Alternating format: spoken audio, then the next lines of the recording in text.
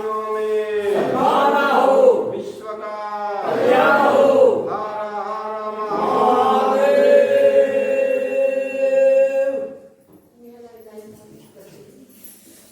Sriman Narayana Narayan Narayan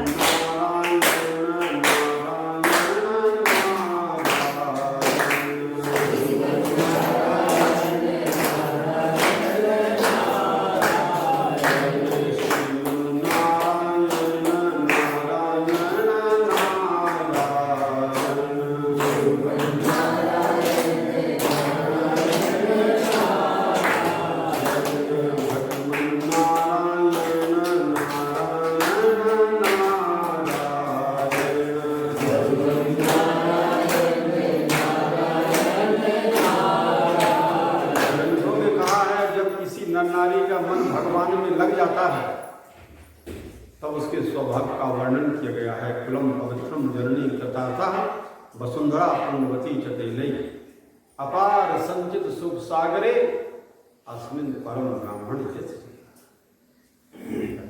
coulomb पवित्रम, उसका संपूर्ण कुल ही पवित्र हो जाता है ऐसा। तो आज श्रावणी को जिसे हम भादव कहते हैं, जिसे हम भादव की अमावस्या कहते हैं, दक्षिण भारत में उसी को श्रावण की अमावस्या कहते जाता है। 15 दिन करता है उनका श्रावण आज तक चला है महाराष्ट्र में, दक्षिण भारत में। समझे ना? ऐसा क्यों? एक चंद्र पक्ष को लेकर के गणना करता है और एक सूर्य पक्ष को लेकर गणना करता है। गिनती बराबर आती है। हाँ, उसमें कोई अंतर नहीं है। क्या है? और मान्यता है। जैसे कोई स्मार्ट वैष्णव जन्माष्टमी मनाते हैं, शिवरात्रि कोई दिन पहले कोई दिन बाद। तो आज अगर हम महाराष्ट्र में होते और हम दक्षिण भारत में होते तो आज हम श्रावणी अमावस्या करते। इसलिए हमारे अंदर से पहले श्रावणी अमावस्या निकल गया। तुम लोग आस्था मत करना कि स्वामी जी ऐसा क्यों हो है, तो भादव की अमावस्या और स्वामी जी ऐसा क्यों हो गया। तो उसका समाधान करने के लिए इधर आगे बात सुन।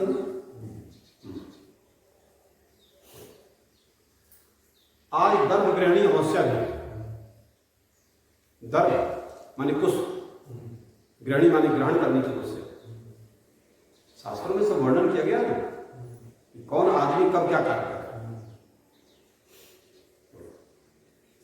और इस दिन हरित ऋषि ने अपने शिष्य को हेमाद्र से दर्भ लाने के लिए कहा था। जाओ दर्भ लेकर के आओ। आज का लाया हुआ दर्भ साल भर निःशक्त रहता है, खराब नहीं होता। विशेषता होती है। और ये इसीलिए, और आज अगर ले आया जाएगा रोज रोज नहीं खोजना है, साल भर काम आएगा।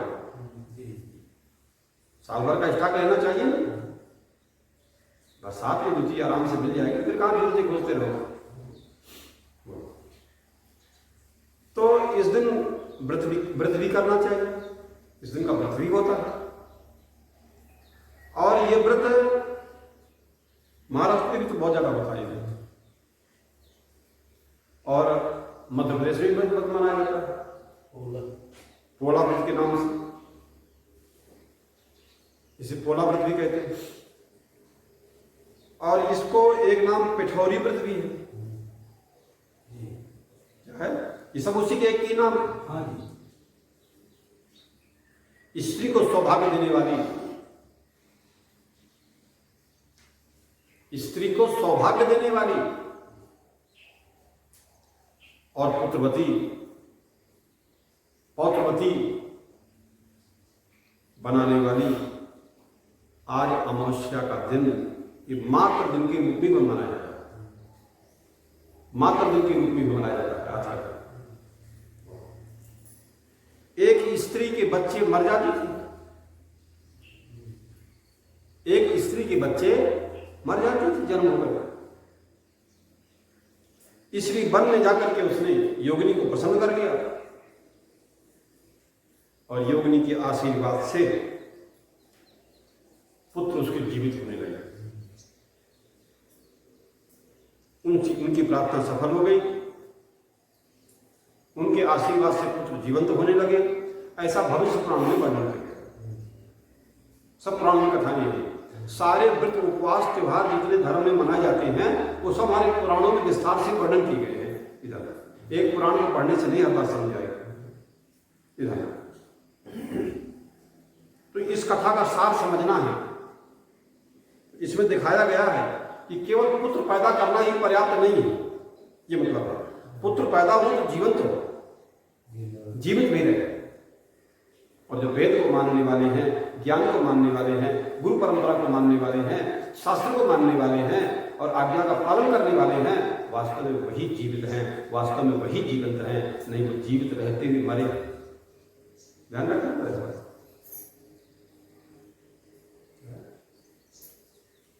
हमारी बात सुना रही है? जीवित रहना चाहिए। आज जीवित पुत्रों से ही, जीवित पुत्रों से ही, जीवंत पुत्रों से ही माता का मस्तक ऊंचा होता है। माता का मस्तक ऊंचा होता है ना जीवंत पुत्रों से। और माता पिता की आज्ञा का पालन न करें, माता पिता को सुख न पहुंचाए तो माता का मस्तक नीचा होता है। नीचता भरे काम करे कोई लड़का, शराब मांस व्यभिचार में लग जाए, हिंसा करने में लग जाए, माता पिता को अनादर करे, अपनी पत्नी को मारे पीटे, क्या है, और गाली दे और जिससे चाहो से झगड़ा करे, तो क्या है, इससे माता का गौरव नीचे जाता है। माता का गौरव झुकता है। माता गर्व से नहीं रह सकती है अपने घर में, गांव में, क्या है, और जिसके पुत्र में क्या है, वो माता का पुत्र गौरवपूर्ण होता है, जिसने अच्छी शिक्षा प्राप्त किया है, जिसने जीवंत जीवन दिया है। तो मस्तक जगत में गौरव इसी प्रकार से हमारे यहाँ गर्भवती स्त्री को कहा जाता है। गर्भ धारण करने वाली स्त्री से कहा जाता है क्या कि निरुत्साही बच्चे मत पैदा कर। जिस बच्चे में उत्साह ना हो ऐसे बच्चे मत पैदा कर। जिसके जीवन में उत्साह नहीं है वो क्या करता है? उत्साह है, किसी चीज को पाने का उत्साह रहना चाहिए। क्या है कि हमें चीज पाना है, ये हमको होना है।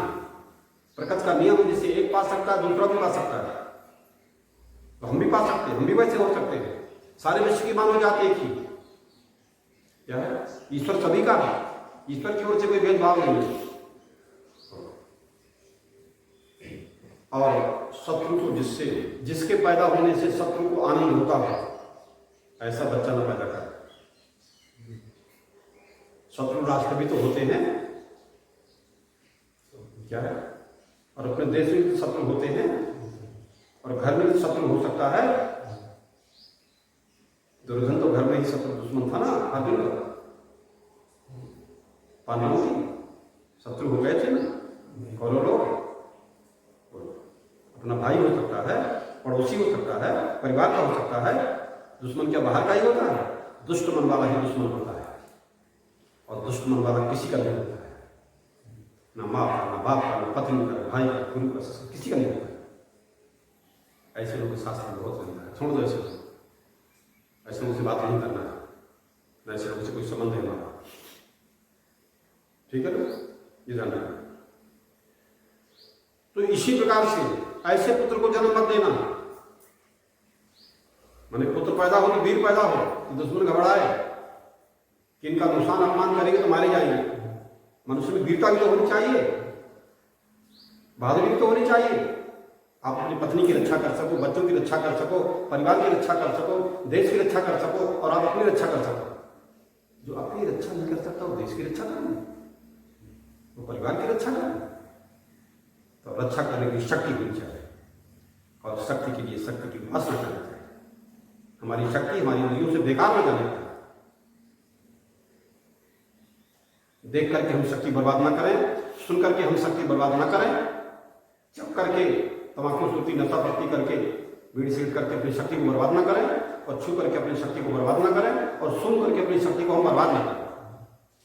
शक्ति बर्बाद ना होने पाए इसका नाम तपस्या होगी और तपस्या से शक्ति एकत्र होती है और तब कोई महान कार्य हो सकता है। तुम जो पाना चाहते हो सब पालोगे, लेकिन बिना शक्ति के। ये शक्ति की उपासना है कि हमारी शक्ति बेकार निकल जाए और यदि हमारी शक्ति बेकार निकल गई तो हम जो चाहते हैं वो मिले लग जाए। और मनुष्य जीवन तो बहुत गंदा, इसलिए अनंत ताराओं का अंधकार क्या है, माने भले ही 100 बच्चे पैदा ना हो, 10 बच्चे पैदा हो, भले एक पुत्र पैदा हो, ग्रंथों में कहा गया है, भले एक ही संतान क्यों ना हो, क्या है, लेकिन गुणवान पुत्र श्रेष्ठ है। और भले ही ना हो, क्या है, भूखे लड़ाई झगड़ा करें, गुणहीन हो तो क्या मतलब, लेकिन हो तो गुणवान हो। भले एक ही हो और गुणवान हो, गुणों की पूजा होती है। हड्डी मांस चमड़े की पूजा नहीं होती, शरीर की पूजा नहीं होती। इसमें किसमें कितना गुण है वो गुणों की पूजा होती है, दोषों की पूजा नहीं होती। और गुण और दोष का निर्णय नोट और वोट नहीं करेगा, वेद करेगा, संविधान करेगा, क्या है, आचार्य करेगा, गुरु करेगा, धर्माधिकारी करेगा, न्यायाधीश करेगा। ये धर्म है। एक चंद्र ही अंधकार को हराने में समर्थ होता है। रात्रि को एक चंद्रमा निकलता है और सारे अंधकार को दूर कर देता है। चंद्रमा का प्रकाश कितना शांत निर्भर रहता है। रात को चंद्रमा के प्रकाश में भी आप देख सकते हैं काफी दूर ऐसा होता है। अनंत तारागणों का समूह, आकाश में बहुत तारा है ना, अनंत तारागणों का समूह अंधकार दूर नहीं कर सकता है, पर एक चंद्रमा रात्रि को अंधकार नहीं करता। एक सूर्य संपूर्ण धरा का अंधकार नहीं कर देता है। ऐसे सूर्यवीर होते हैं हमारे जितने अवतार भगवान हुए हैं, देवी देवता, ये सब सूर्य की तरह हुए, सूर्य की तरह तेजस्वी हुए, जिन्होंने सारे संसार को प्रकाश दिया, सारे संसार को और बचाया। मां केवल बालक की ही नहीं, मां खाली बालक को ही जन्म नहीं देती है, मां तो बच्चों को संस्कार को भी देती है। हर मां का काम है अपने बच्चे को संस्कार दे। इधर हमारी संस्कृति ने मां को बहुत गौरव बढ़ाया है। मां पर देवो भव,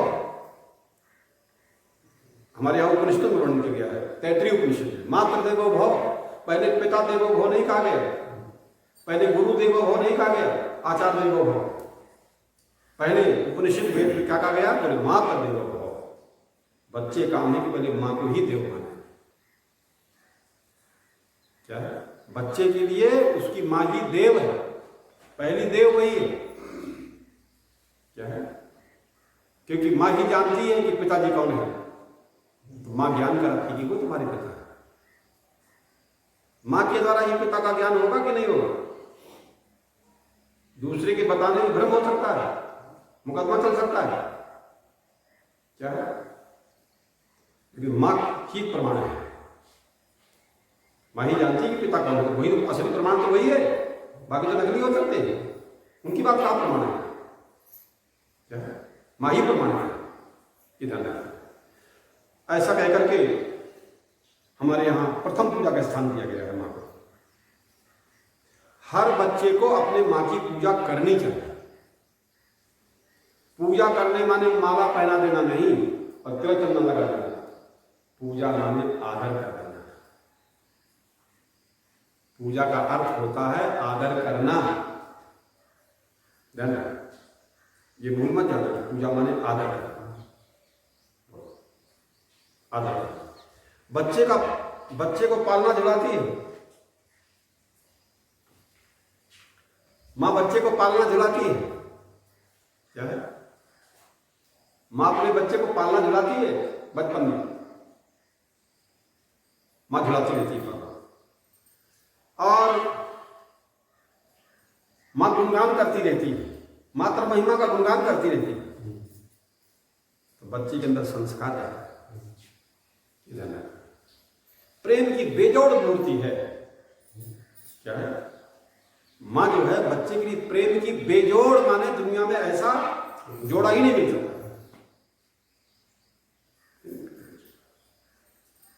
स्वयं गीले में सो करके और अपने बच्चे को सुखी में सुलाते। अभी तो बड़ी हमारी समस्या अच्छी हो गई। क्या है? लेकिन आप लोगों ने वो भी दिन देखे होंगे कि जहां कपड़े मुश्किल था, चप्पल लेना मुश्किल था। क्या है? वस्तुएं कम बनती थी, सुई आलकन भी मुश्किल से बनती थी। अंग्रेजों ने सब साधन खत्म कर दिए कि गुलाम बन के रहे। जैसे जंजीर के बांध दो जेल खाने में, उसे कोई साधन सुविधा नहीं, ऐसे सारे गुलाम बना के अंग्रेजों ने रख दिया था। क्या है?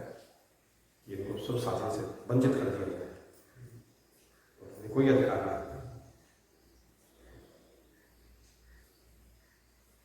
तो इसी प्रकार से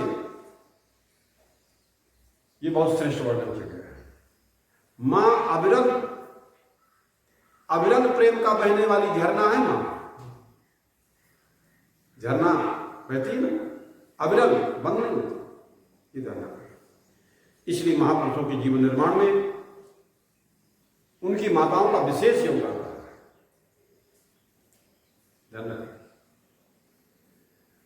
अमूल्य योगदान दिया है। भारतीय संस्कृति ऐसी वीर माताओं की पूजक है। भारतीय संस्कृति में ऐसी वीर माताओं का पूजन होता है। इसलिए क्या है, जिसके नाम से हमारे देश का नाम भारत रखा गया, उस शेर का मुंह पकड़ करके फाड़ करके और उसके दांत गिरने की हिम्मत थी, डर नहीं था। क्या है? जहां वीरता होती है, बहादुरी होती है, वहां डर नहीं होता है। इधर निर्भयता रहती है। सर्वदमन भरत को जन्म देने वाली मां, सर्वदमन भरत जी को जन्म देने वाली मां कौन?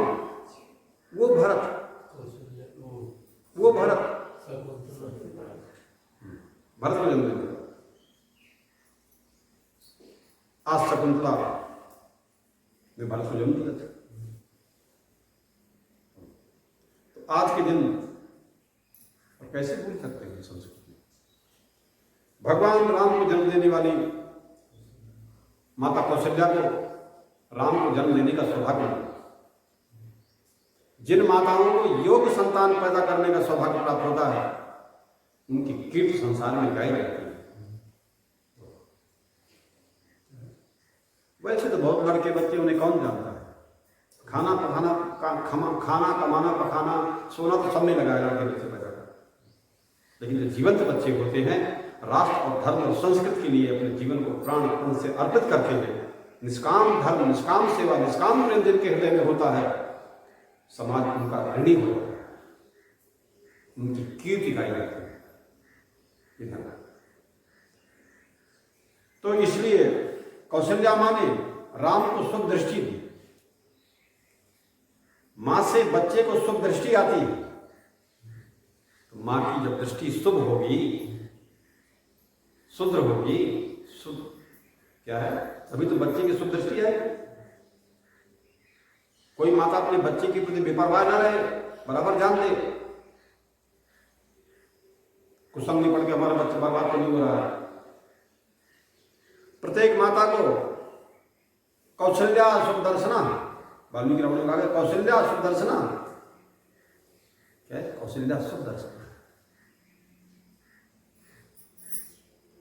इसलिए योग माताएं अपने पुत्रों को शिक्षा देकर के सुयोग बनाती हैं और मित्र बनकर के सदा साथ में खड़ी रहती हैं।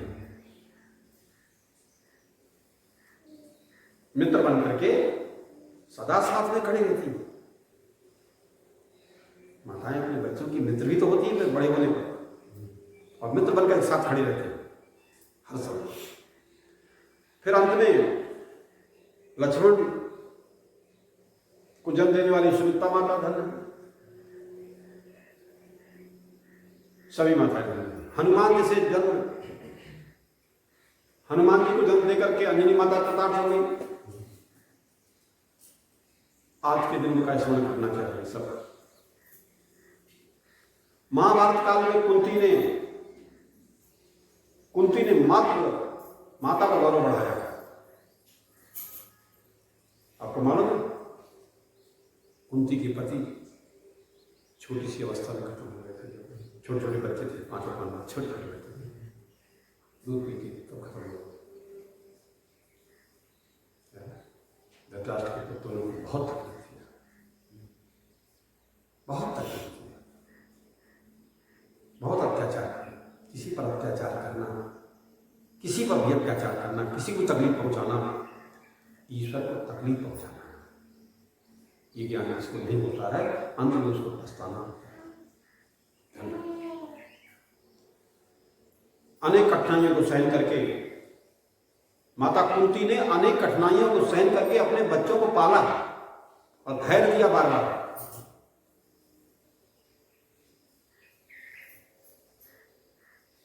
और उसकी तपस्या से, माता की तपस्या से फिर पुत्रों का निर्माण होता है। माता को कितना तपस्या पूर्ण जीवन व्यतीत करना पड़ता है अपने बच्चों को पालन पोषण योग्य बनाने के लिए।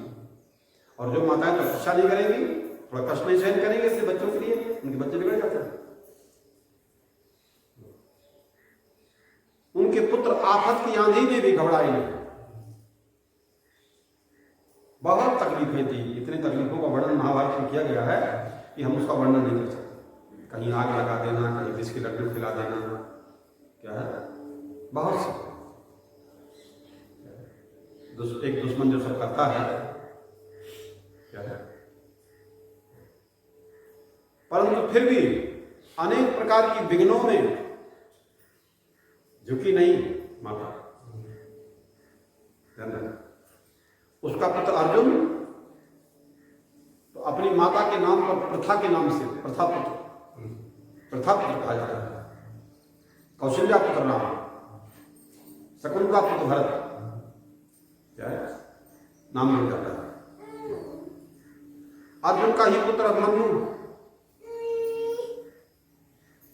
अर्जुन का ही पुत्र कौन अभिमन्यु, 16 साल की अवस्था में वीरता का निर्माण करने वाली उसकी माता सुभद्रा, और वो भी वीर गति को प्राप्त हो लड़कर के मर। अर्जुन की अनुपस्थिति में, अर्जुन नहीं थे, और अर्जुन की अनुपस्थिति में शत्रु ने ललकार दिया।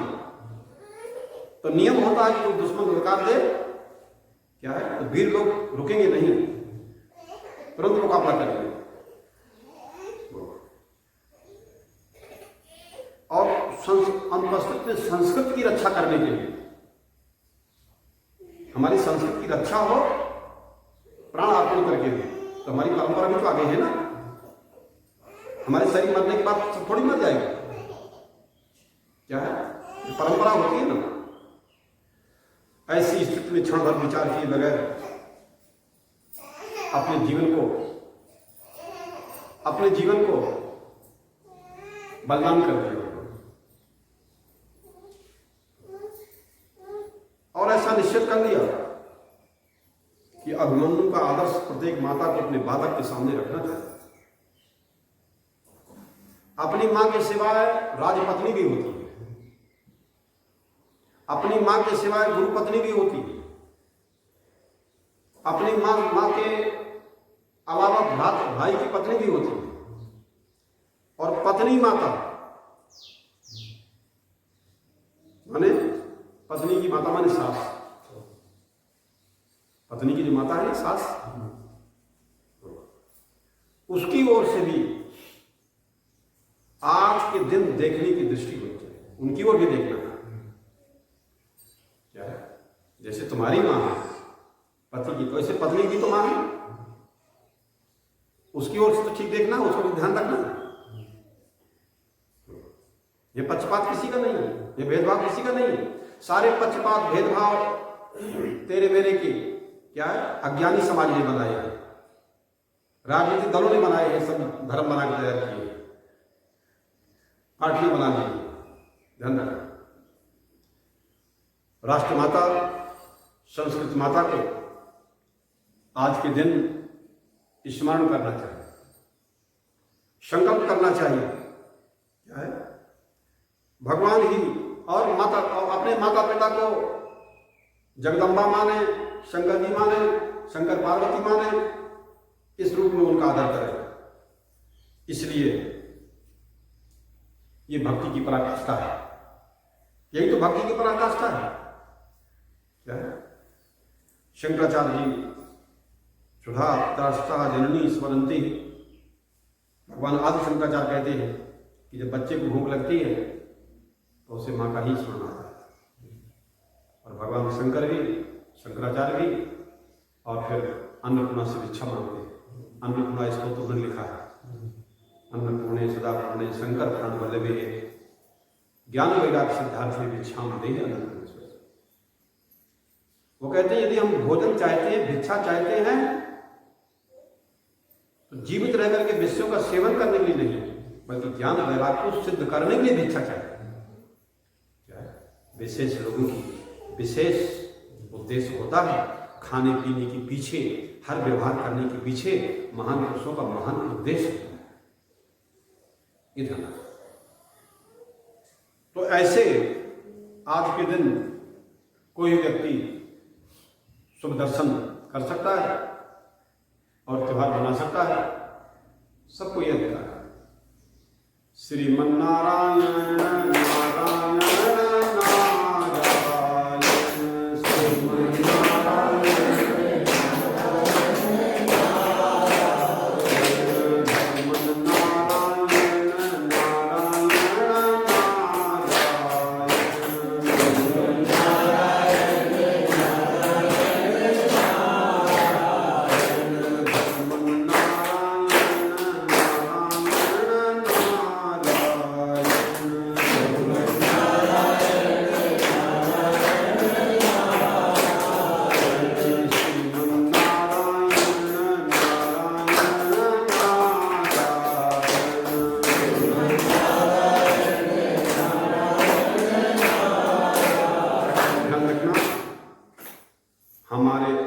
विचारों का क्रम, हमारे आपके विचारों का क्रम स्थूल से सूक्ष्म की ओर जाना चाहिए। स्थूल से सूक्ष्म की ओर जाना चाहिए हमारा सबका विचार। पहले स्थूल जगत पर विचार करें, पहले स्थूल संसार पर विचार करें और स्थूल शरीर में विचार करें। इस पर विचार होगा स्थूल पर, तो स्थूल से भी सूक्ष्म की ओर जाना है, जो और पतला है और सूक्ष्म है और जिसे इंद्रियों के द्वारा देखा नहीं जा सकता है, जाना नहीं जा सकता है। उसके लिए भी अनुभवी महापुरुष हो जो बोल करके बताए कि तत्वमसि तुम हो वही। क्या है तत्वमसि? माने तुम वही हो जो तुम होना चाहते हो, जो तुम पाना चाहते हो, तुम हो वही, पर अज्ञान से तुमको नहीं मिल रहा है, किसी कर्म से नहीं मिलेगा, ज्ञान से मिलेगा। तो ज्ञान के लिए अध्यात्मिक गुरु, तो पूजा पाठ वाले, शादी ब्याह कराने वाले पंडिताई गुरु अलग होते हैं। क्या है? आध्यात्मिक गुरु जो है क्या है, वो कर्म और वासना से मुक्त होते हैं, ज्ञान स्वरूप होते हैं, शिव स्वरूप होते हैं, कल्याणकारी होते हैं। वो किसी प्रवृत्ति में नहीं फंसते, किसी धंधे में नहीं फंसते। क्या है ये धंधा, उनका सब खाना पीना, उनका सब व्यवहार उनके शिष्य लोग अपने आप चलाते रहते हैं, उन्हें कहीं मांगने जाने की जरूरत नहीं। क्या है, शिष्य का कर्तव्य होता है कि उनका ध्यान दे, तो सब ध्यान दे रहे सब। शिष्य को चाहिए गुरु को सर्वस्व दे, और गुरु जी को भी ऐसा चाहिए कि शिष्यों से कुछ भी ना ले। क्या है, एक और सर्वस्व देना और एक और अनासक्ति। क्या है, अनासक्ति। क्या है, इन दोनों के बीच में ये दिव्य प्रेम ठहरता है। ध्यान रखना। तो फिर हम स्थूल शरीर पर विचार करें और फिर इसकी संरचना पर विचार करें। कैसे शरीर की संरचना हुई, हम हैं क्या, स्त्री है क्या, पुरुष है क्या, अंडज पिंडज स्वेदन ये सब है क्या, ये जीव जगत प्रपंच है क्या? विचार करोगे तो काम बनेगा। बिना विचारे जो करे सो पीछे पछताए, काम बिगाड़ो आपनो और जग में होते हंसा। जग में उसकी हंसी होती है जो बिना विचार करके बोलता है, बिना विचारे खाता पीता है, बिना विचारे व्यवहार करता है। क्या है, जहाँ जाकर के हमारा विचार अच्छा हो वहाँ जाना चाहिए, यत्न करके जाना चाहिए, वहाँ कष्ट सह करके वहाँ रहना चाहिए। ये नहीं कि ऐसा खाना पीना मिले, ऐसी सुविधा मिले तो हम रहेंगे, ऐसा कपड़ा मिले, ऐसा सुख सम्मान मिले, नहीं। क्या है, हमारे यहाँ कहते हैं काशी के लिए चना चबेना गंगा जल और जो पूर्वे करता, और बोले काशी कभी न छोड़िए और विश्राम करो। चना खा के रहना पड़े, क्या है, गंगा जल पी के रहना पड़े, तो भी रह करके वहाँ काशी की गुरु से विद्या प्राप्त करना है, आचार्य की सेवा करते हुए विद्या प्राप्त करना है। विद्या वही सफल होती है जब सेवा करते हुए, प्रेम से सेवा करते हुए विद्या ग्रहण करता है। तो ये क्या है, वहाँ तो स्कूल विद्यालय में आप सेवा नहीं ले सकते बच्चों से, आप तो झाड़ू भी नहीं लगवा सकते, मैं जेल जाऊँगा, झापक चले जाएगा।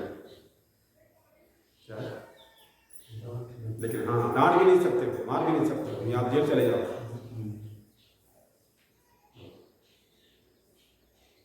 और यहाँ हम क्या देखते हैं, हमारे आश्रम में एक बिल्ली है, तो वो बिल्ली का बच्चा है। तो अब बिल्ली के बच्चा को मां दूध पिलाती थी, बड़े प्रेम से दूध पिलाती रही। अब वो बच्चा के दूध पीने की आदत है, वो दौड़ के फिर माँ के पास चला जाता है और दूध खत्म हो गया है, अब माँ में दूध है ही नहीं।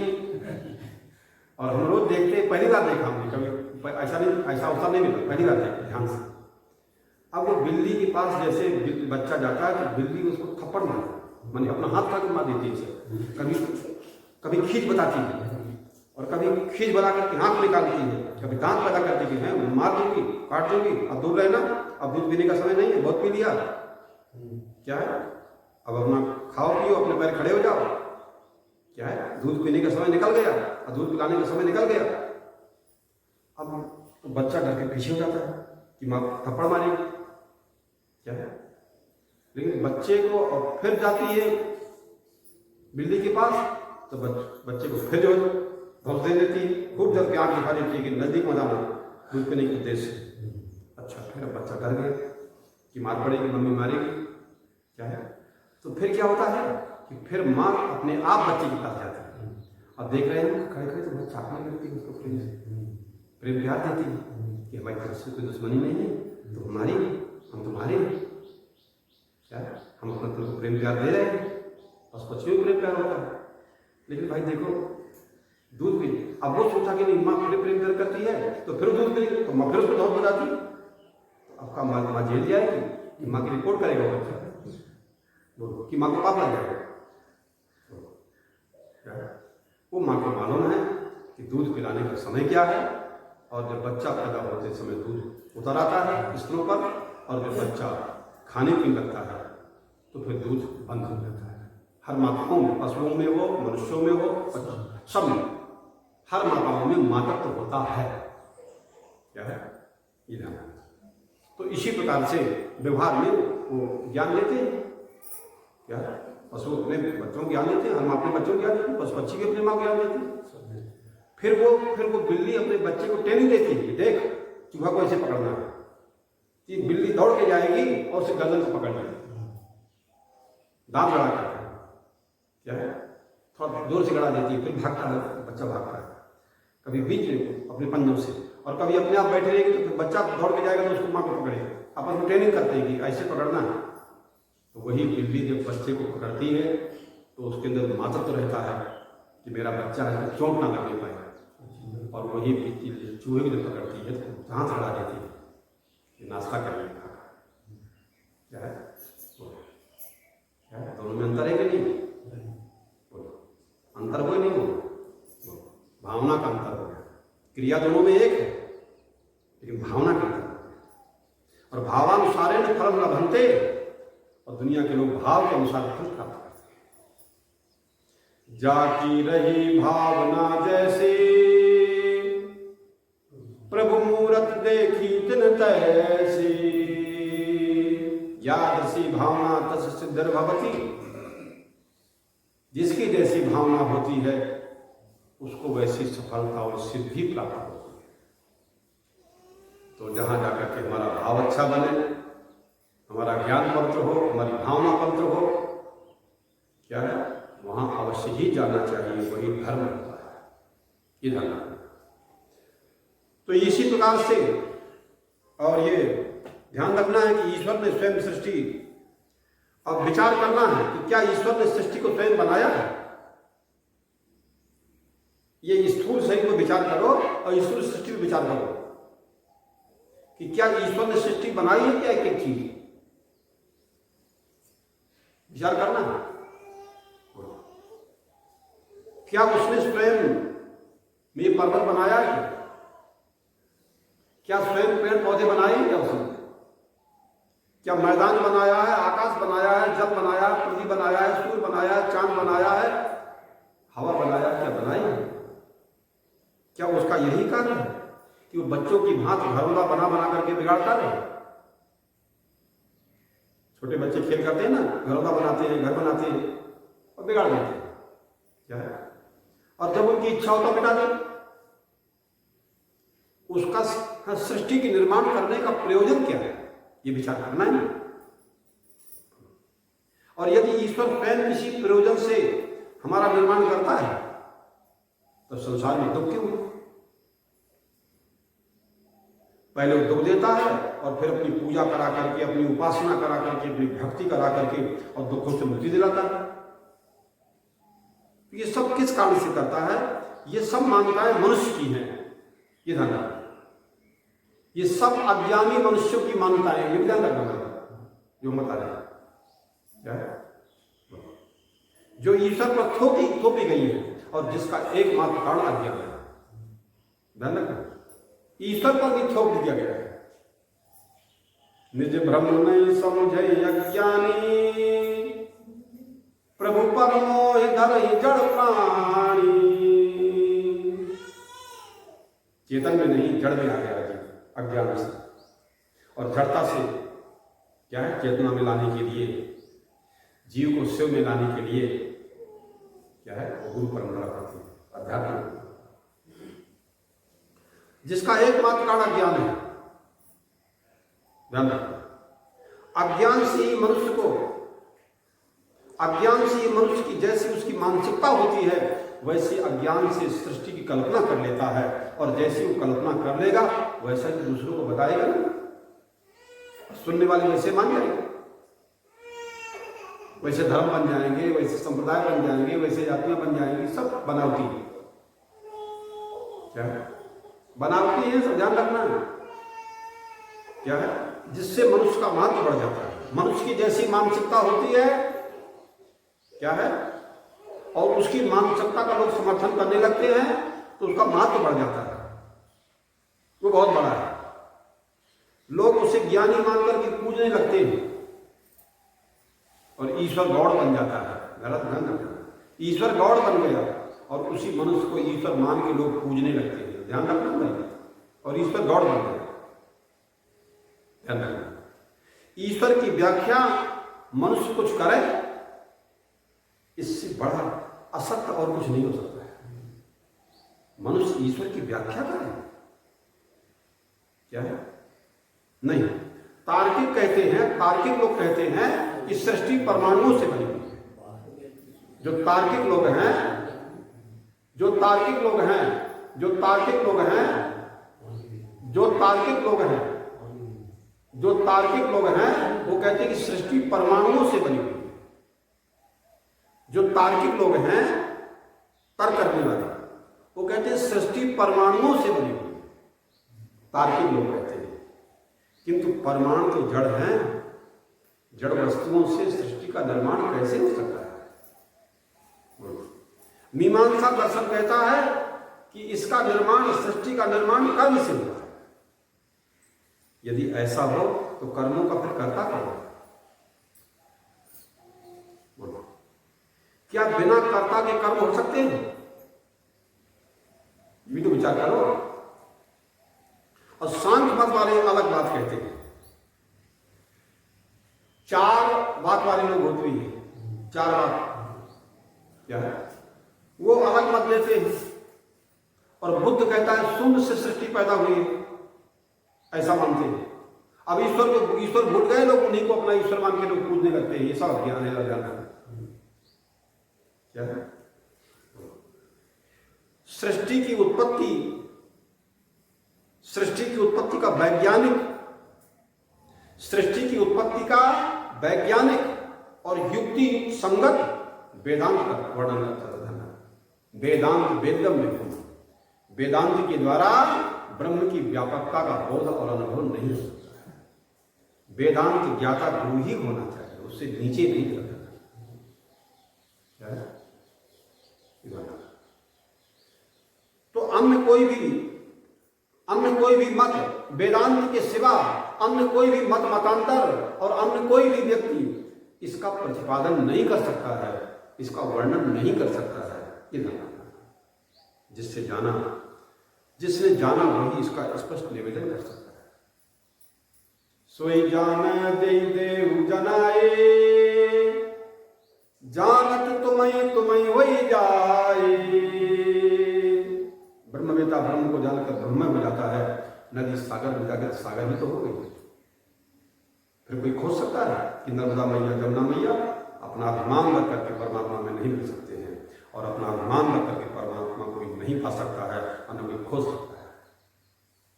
अपने अभिमान को परमात्मा में लीन करने को तैयार है, अपने व्यक्तित्व को परमात्मा में लीन करने को तैयार है, वही परमात्मा का भक्त हो सकता है, और वही ज्ञानी हो सकता है, वही ईश्वर रूप हो सकता है, वही शिव स्वरूप हो सकता है, और उस सारे विश्व के लिए वही कल्याणकारी होता है। जिसने जाना ही नहीं, उसका विवेचन कैसे कर सकता है? जानने के लिए क्या है? जानने के लिए और स्वयं जानने की चेष्टा करो। और स्वयं जानने की चेष्टा करोगे तो सत्य स्वरूप ज्ञात होगा, और स्वयं जानने की चेष्टा नहीं करोगे, स्वयं जानना नहीं चाहोगे, तो कितने गुरु ब्रह्मा जी स्वयं ज्ञान देंगे तो भी ज्ञान ठहरेगा नहीं और आएगा। भगवान कितना समझाएंगे? भगवान तो दुर्योधन को भी नहीं समझा सकते, भगवान तो अर्जुन को समझाएंगे। भगवान तो सभी को समझाएंगे। क्या है कि नर नारी कोई भी हो जो हमारा भक्त है, भगवान कहते हैं उससे हम बहुत खुश हैं।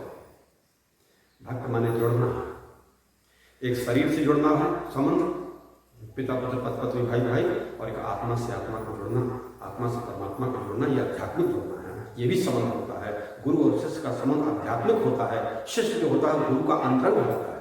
ध्यान रखना, वो खुफियागिरी नहीं करता है, क्या वो सीआईडी नहीं होता है। क्या शिष्य जो होता है क्या होता है? गुरु का अंतरंग हो जाता है, गुरु का आत्मा हो जाता है। और जब कोई गुरु का अंतरंग बन के रहता है, क्या है, गुरु की आत्मा बन करके रहता है, तो परमात्मा उससे दूर नहीं होगा, और वो भी परमात्मा से दूर नहीं होगा, और गुरु कृपा से वो भी दूर नहीं होगा। ध्यान रखो, भेद भेद भेद भेद, सब जगह भेद, कहीं तो अभेद रखो, नहीं तो अभेद कैसे हो पाओगे? किस साधन से हो पाओगे? कोई ग्रंथ नहीं है, कोई ज्ञान नहीं है, कोई साधन नहीं है, कोई पोथी नहीं है, कोई तीर्थ यात्रा व्रत नहीं है। क्या है? धन, वो सब अंतःकरण को शुद्ध करने के लिए। शास्त्र में जितने साधन हैं सब अंतःकरण को शुद्ध करने के लिए हैं, और जितने तीर्थ यात्रा व्रत अनुष्ठान होते हैं अंतःकरण को शुद्ध करने के लिए, वो गुरु की सेवक को सेवा करते हुए उसको वही फल प्राप्त हो जाता है। उसको तीर्थ यात्रा की जरूरत नहीं है, उसको पूजन पाठ में बैठ के गुरु जी के यहाँ सेवा काम बैठ के पूजा पाठ करो।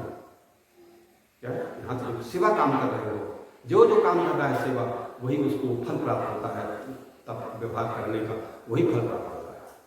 तो सेवक को, गुरु जी की सेवक को, आश्रम पर सेवा करने वाले को स्वतः वो फल प्राप्त होता है, वो स्वतः उसका अंतःकरण। अरे भाई, पूजन पाठ धर्म व्रत का फल क्या है? गंगा नहाने का अंतःकरण शुद्ध हो, यही तो फल है ना। तो प्रेम से सेवा करेगा तो उसका अंतःकरण तो अपना शुद्ध रहेगा। प्रेम से दर्शन करेगा, सेवा करेगा, क्या है, उत्साह से अपने काम में लगा रहेगा, तो उसको तो फल मिलेगा नहीं मिलेगा, अंतःकरण शुद्ध होगा। और अंतःकरण जब शुद्ध होगा तो गुरु जी कोई बात समझाएंगे तो जल्दी समझ में आ जाएगा, देर नहीं लगेगी। क्या है? जो अपने सेवक लोग हैं उन्हें कोई बात समझाओ तो समझ में उनको आ जाती है। लेकिन जो आए, थोड़ा देर के लिए आए, टहल घूम के चले गए, उनका दिमाग संसार में फंसा है, दुकान में फंसा है, परिवार में फंसा है, दुनिया में फंसा हुआ है, आए टहल घूम के चले गए, थोड़ा